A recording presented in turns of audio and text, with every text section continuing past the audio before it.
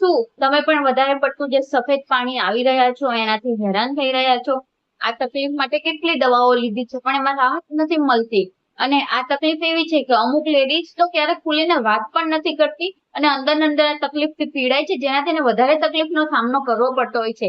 તો આજના વિડીયોમાં આપણે એ જોઈએ કે આ સફેદ પાણી થવાના કારણો કયા છે, કેવું સફેદ પાણી આવે તો આપણે ડોક્ટરની મુલાકાત જરૂરથી લેવી જોઈએ, અને અમુક એવી મેડિસિન અને અમુક એવા કાળજી રાખવાના સ્ટેપ જે તમે ફોલો કરશો તો તમે આ સફેદ પાણીની સમસ્યા છે એમાંથી જરૂર રાહત અનુભવશો.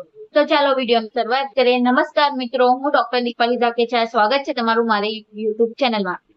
લુકોરિયા સફેદ પાણી એક નોર્મલ વજાઇનલ ડિસ્ચાર્જ હોય છે જે માસિક પહેલા અને માસિક પછી થતો હોય છે. પણ જો માસિક પહેલા અને માસિક પછી પણ આ સમસ્યા રહેતી જ હોય તો આપણે એના પર જરૂરથી ધ્યાન રાખવું જોઈએ. અને આ સમસ્યા અત્યારે એડલ્ટ એજની વુમનમાં વધારે પડતું જોવા મળે છે અને ટીનેજ ગર્લમાં પણ બહુ વધારે પડતું જોવા મળી રહ્યું છે, જેના ઘણા બધા કારણો હોઈ શકે. આ તકલીફમાં જો સફેદ પાણી સહેજ સફેદ જાડું પીળું કે લીલા કલરનું આવતું હોય, તેમાંથી વાસ આવતી હોય છે, એકદમ ચીકણો પદાર્થ આવતો હોય છે, ક્યારેક આપણને પ્રાઇવેટ પાર્ટમાં ખંજવાળ આવે, બળતરા થાય કે અનબિયરેબલ પેઇન થતું હોય તો આપણે ડોક્ટરની સલાહ જરૂરથી લેવી જોઈએ કે આપણને કયા કારણથી હોઈ શકે છે.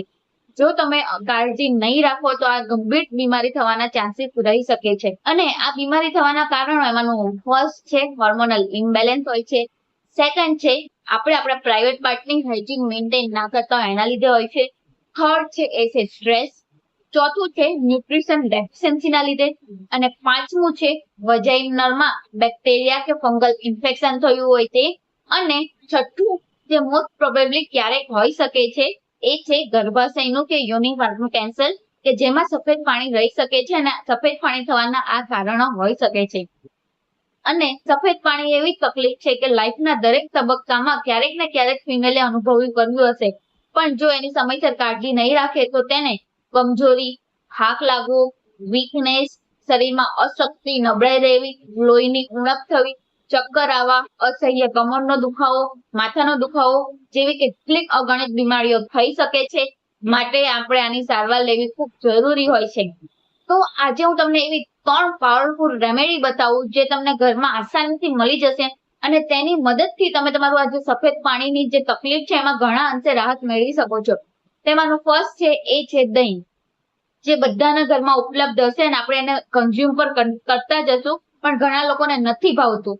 માટે જે લેડીને સફેદ પાણી એટલે લુકોરિયાની તકલીફ હોય એ લોકોએ તો દહીંને જરૂરથી એના ડાયટમાં સામેલ કરવું જોઈએ, કારણ કે દહીંમાં એવા અમુક બેક્ટેરિયા અને લેક્ટિક એસિડ રહેલું હોય છે જે આ વજાઇનલ ઇન્ફેક્શન સામે લડવામાં મદદ આપે છે.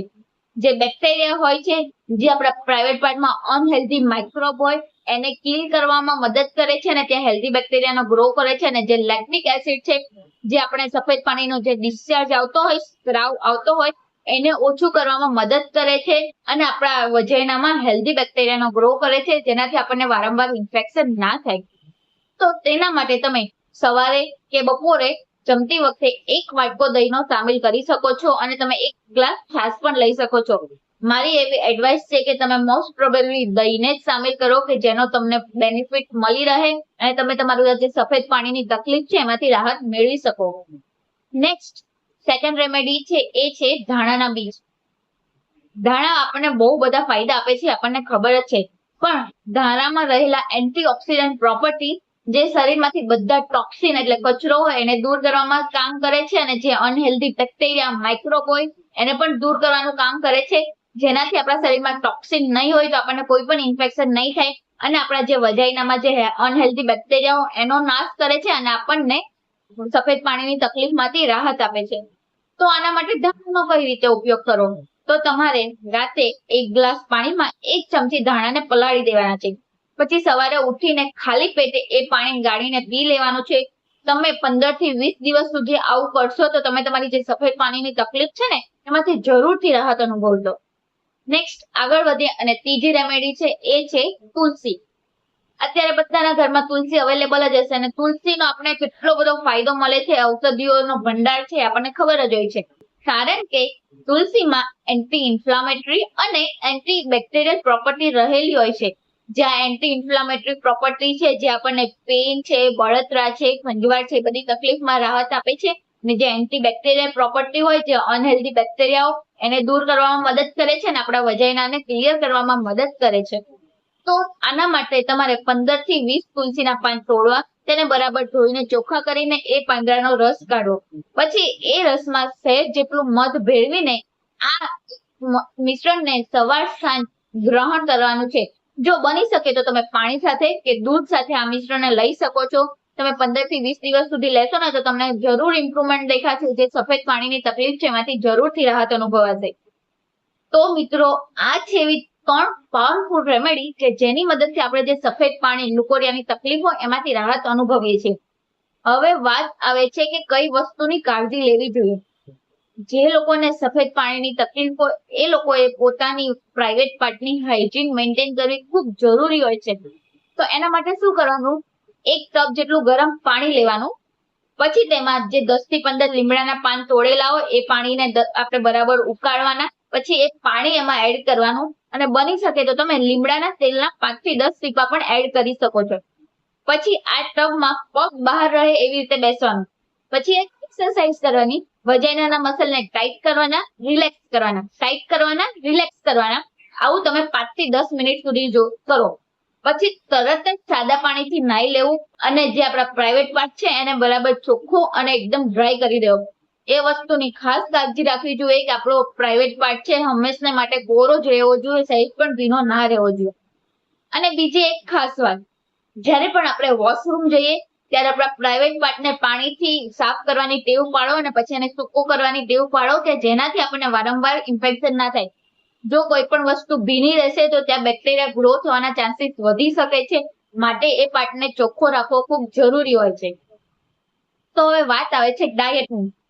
જે લેડીને સફેદ પાણીની તકલીફ હોય એ લેડીએ વધારે પડતી સુગર વાળી વસ્તુ જેમ કે chocolate, cookies, cake, pastry, junky food, oily food, hot અને સ્પાઇસી ફૂડ ને બની શકે તેટલું અવોઇડ જ કરવું જોઈએ કે જેનાથી એની તકલીફમાં વધારો કરી શકે છે. અને આ લેડીએ ડાયટમાં લીલા શાકભાજી, ફળો, નટ્સ એન્ડ સીડ, દહીં, પનીર, દૂધ, છાશ એ બધી વસ્તુઓનો સમાવેશ કરો કે જેનાથી એને પ્રોપર ન્યુટ્રિશન, વિટામિન, મિનરલ મળી રહે કે જે આપણને ઇન્ફેક્શન સામે લડત આપી શકે.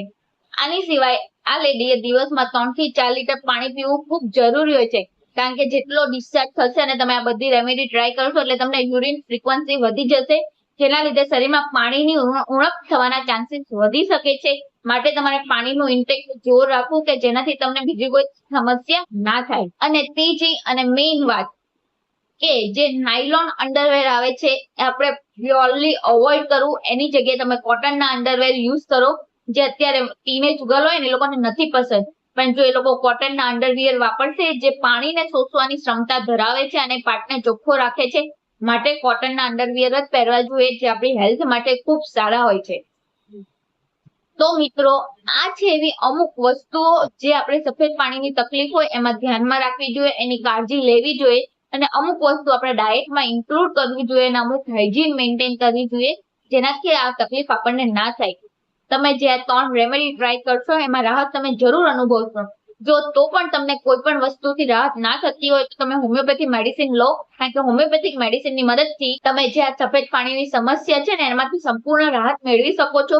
સાથે સાથે તમને બીજી કઈ પણ સમસ્યા હોય એને પણ રાહત અનુભવશો અને તમારું હેલ્થ પણ જળવાઈ રહેશે.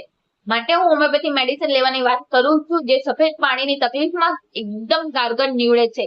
જો તમને કઈ પણ ક્વેરી હોય તો તમે મને કમેન્ટ કરીને જણાવી શકો છો. કોઈ પ્રશ્ન હોય એ પણ પૂછી શકો છો. વિડીયો સારો લાગ્યો હોય તો મારી ચેનલને લાઈક કરો, તમારા ગ્રુપમાં શેર કરો અને સબસ્ક્રાઇબ ના કરી તો સબસ્ક્રાઇબ કરી લો. અને એક સ્ટેપ પોતાના હેલ્થ તરફ રહો જેનાથી તમે એકદમ હેલ્ધી અને જોયફુલ લાઈફ જીવી શકો. તમે આ વિડીયોમાંથી કંઈક નવું શીખ્યા હશો અને એનો આજે જ અપ્લાય કરશો એવી આશા રાખું છું. તો મળીએ હવે નવા વિડીયોમાં નવી માહિતી સાથે. ત્યાં સુધી બધા ખુશ રહો, તંદુરસ્ત રહો.